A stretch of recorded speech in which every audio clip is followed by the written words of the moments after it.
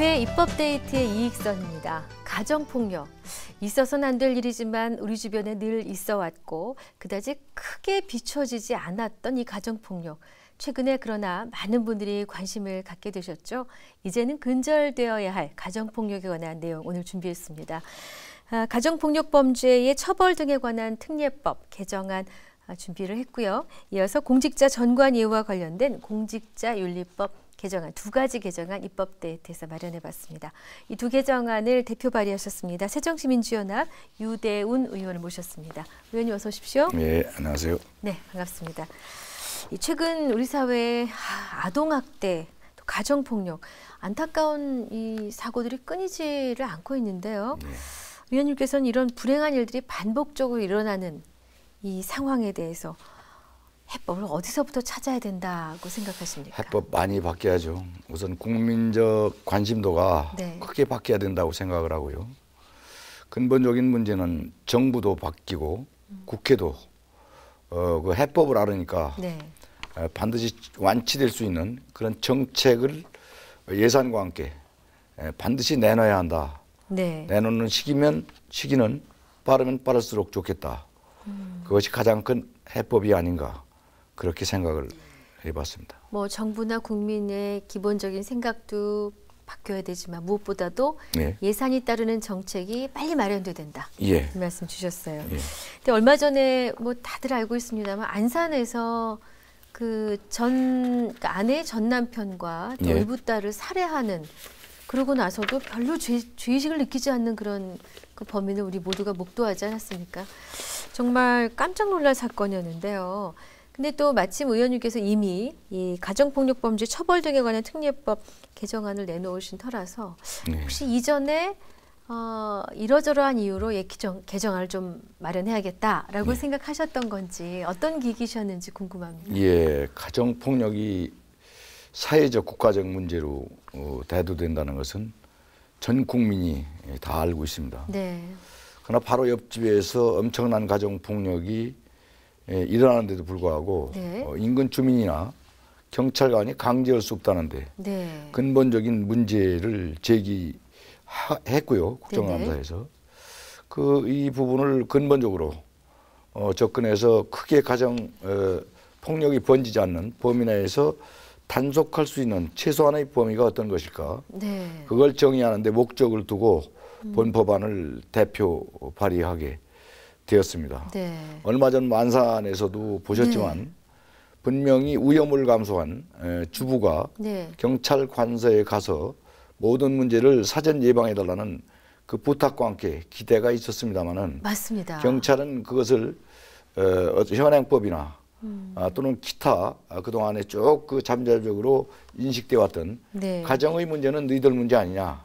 또 사회적으로 크게 관심 받지 못하는 범위 내에서 경찰이 즉시 접근해서 해결될 수 없는 그런 그 문제가 있었기 때문에 발생했던 그 문제가 아닌가. 그래서 사망까지 이르게 된 정말 일어나서는 안 될 사건이 또 일어나고 말았다. 국민과 함께 아주 매우 가슴 아프게 생각하는 대목입니다. 그러니까 이게 그 갑작스러운 우발적으로 일어난 사건이 아니라 이미 이 정도의 일이 일어날 것이 예견되는 위험한 일들이 그 전에 다 있었음에도 불구하고 막을 수 없었다는 것에 대해서 많은 분들이 참 답답해하시거든요. 간단하게 말씀드리면 두 가지로 정리할 수 있는데요. 뭐 도표에서도 나오지만은 본 사건들과 관련돼서 2011년도에 14건, 12년도에 119건, 2013년도에 1002건이 발생하는 아주 급격히 늘어나는 그 현상을 볼 수 있는데요.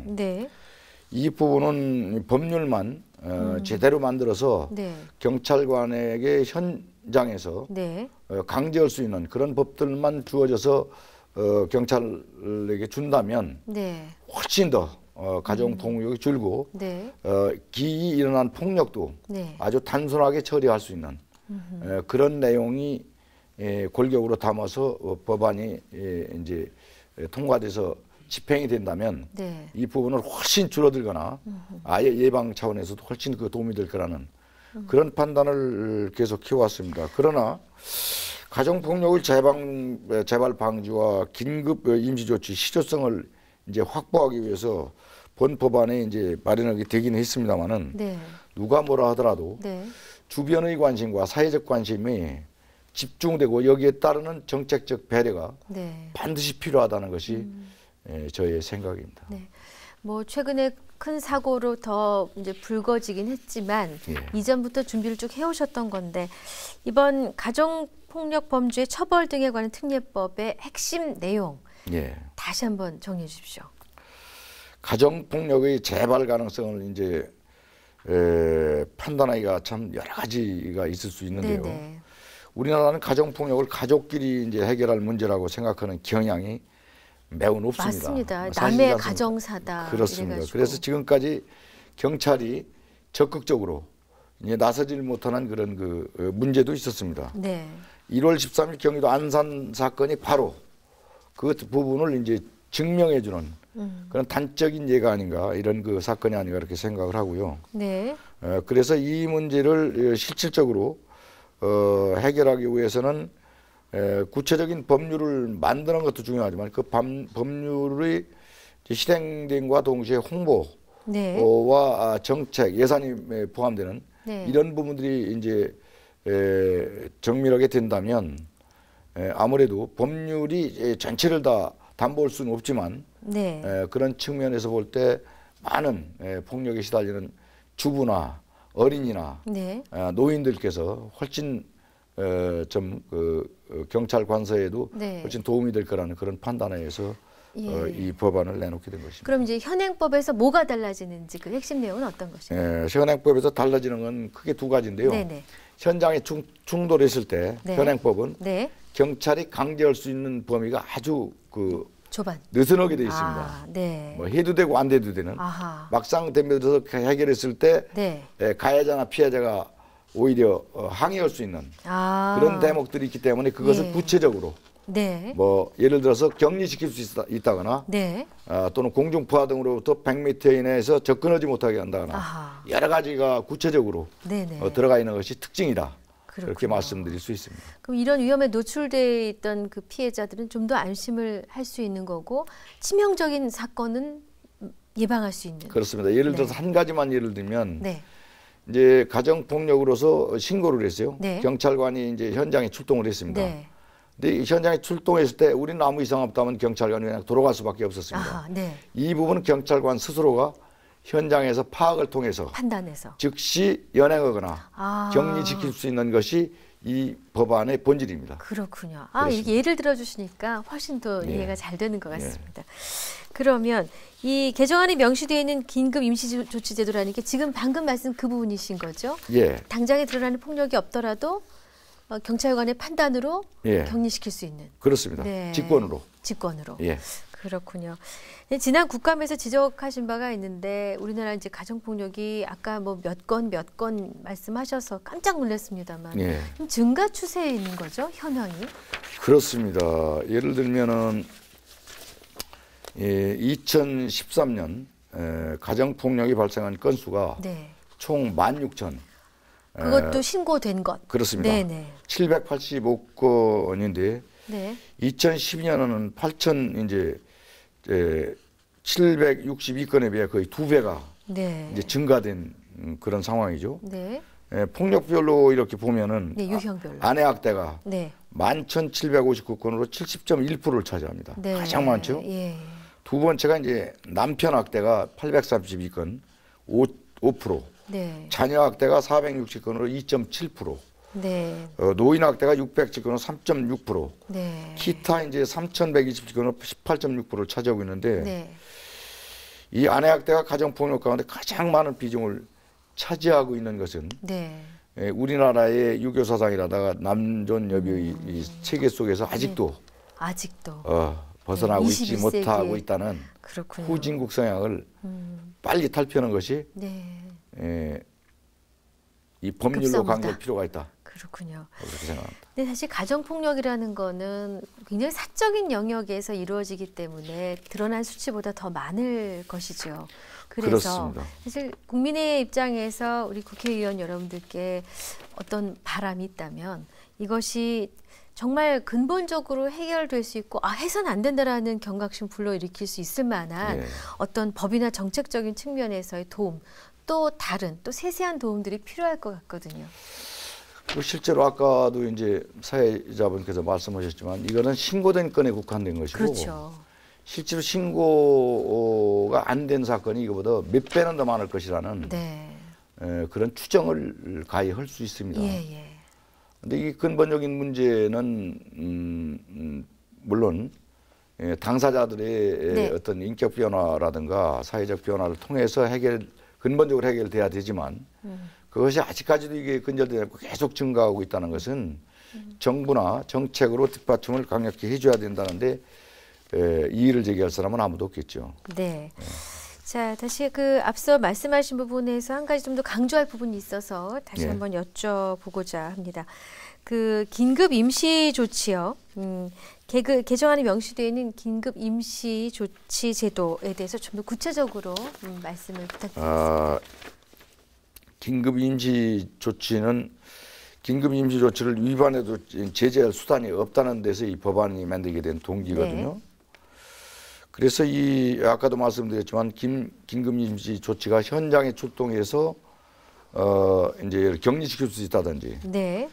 두 번째는 이제 경찰관의 판단 속에서 재발할 것 같다. 재발 방지를 위해서 여러 가지 노력들인데 세 가지만 말씀드리면 공중파도 접근 금지 시킬 수 있고 100m 이내 접근 금지도 경찰관 스스로가 판단해서 할 수 있고 현재는 법원에 가서 가정법원의 판단을 얻어야만이 판결문에서 이런 것이 진행되는 경우가 많은데 이게 불가능하죠. 그렇죠. 폭력은 현장에서 일어나는 것이고 법률보다는 주먹이 가깝다는 그 사고를 가지고 이런 일들이 많이 일어나고 증가되고 있는 현실이거든요.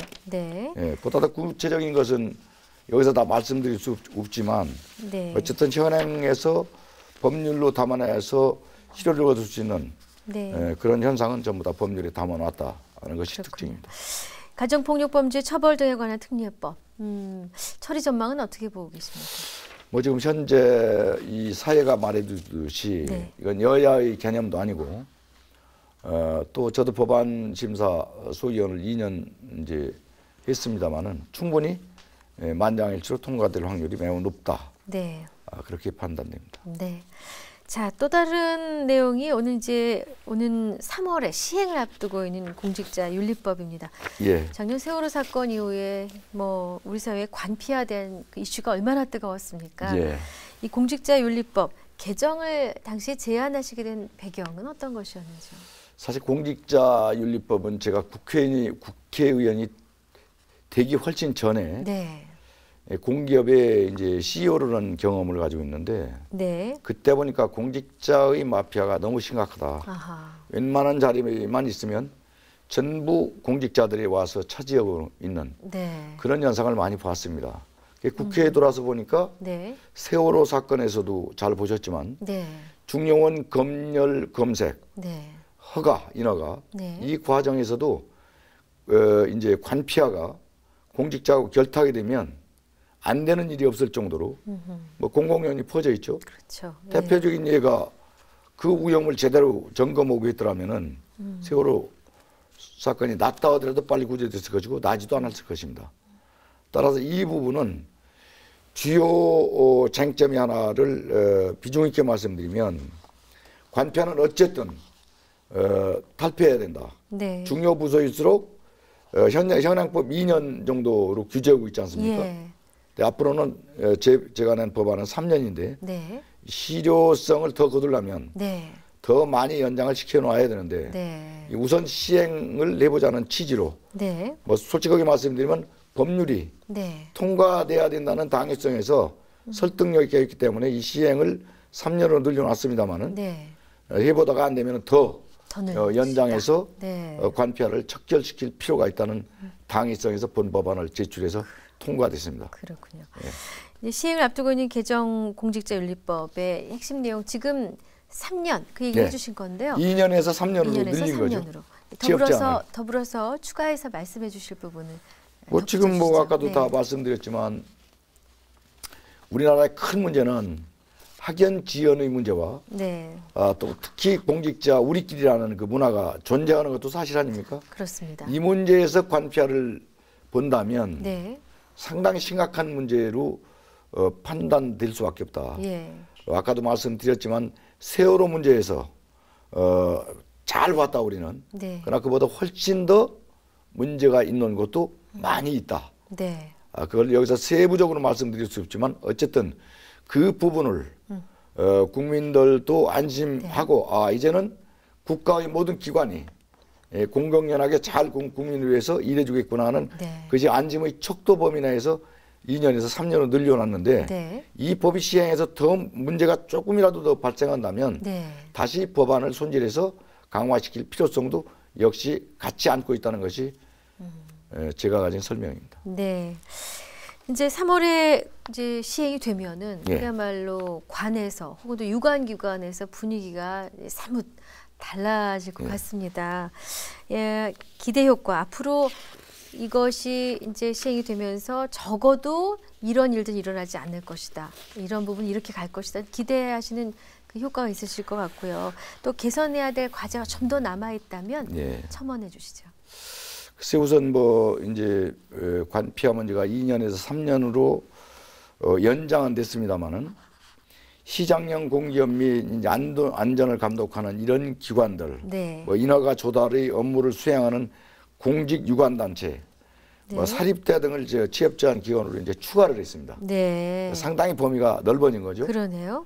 공직에 재직하다가 갈 기관이 그만큼 줄어들고 또 갈 수 있는 기간마저도 연장됐으니까 이는 2급 이상 공무원 등 고위직은 부서의 업무에서 기관의 업무로 업무 관련성 판단 기준 범위가 아주 크게 확대됐다는 점에서 공직에 계시다가 이제 이런 기관으로 가시던 분들이 불만도 많으실 거지만 어쨌든 우리나라가 잘못된 관행이 여기서부터 차단돼서 정말 그 국가가 바로 가는 길의 선택이라는 시점에서 볼 때 많은 이해를 해주시기를 기대하고 바랍니다.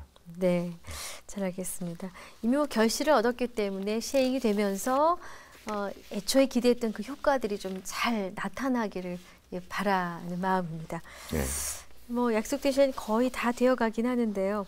혹시 의원님께서 앞으로 또 추진하고 계신 새로운 입법 계획이 있으시거나 입법 계획을 뭐 여러 가지 많이 현안이 있으시다면 하긴 했습니다만 가장 문제가 이제 아까 공직자 문제, 윤리 문제도 말씀드렸지만은 현재 최근 정부 화재 사고, 의정부에서 화재 사고 한번 잘 보셨죠? 이 안전기본법이 이번에 이제 정부에서 정부조직법을 개정해서 안전처가 생기긴 했습니다만은 각종 법률을 담아내는데 한계가 있습니다. 내부적으로. 그래서 이 한계를 극복해내서 중앙안전관리위원회에서 이제 안전처 내에 모든 법률을 심의할 수 있는 모든 권한을 거기에 주고 거기서 나오는 법안을 국회 안전행정위에서 법안심사에서 세밀하게 분석하고 그 분석된 문제점을 보완해서 법안을 만들어내면은 보다 더 안전하고 그리고 국민들이 믿을 만한 법안들이 만들어지면은 안전한 국가가 점차 정착될 것이라는 그런 희망적인 판단을 해봅니다. 중앙안전관리위원회. 중앙안전관리위원회라고 있는데요. 여기에 이제 힘을 좀 더 실어준다. 그렇습니다. 문제가 있는 법령을 개정해서 권한을 더 주고 여기서 넘어오는 심의돼서 넘어오는 법안을 국회에서 이제 통과를 시켜야 되거든요. 그래서 삼위일체가 되면은 보다 더 나은 부족된 법안을 보충해서 국민들이 안심하고 살 수 있는 그런 안전한 국가 건설에 큰 기대를 갖고 최선의 노력을 다하려고 합니다. 또 지역 현안 있으시면 한 가지만 짧게 말씀해 주십시오. 뭐 우리 지역 현안이 뭐 서울 강북을인데요.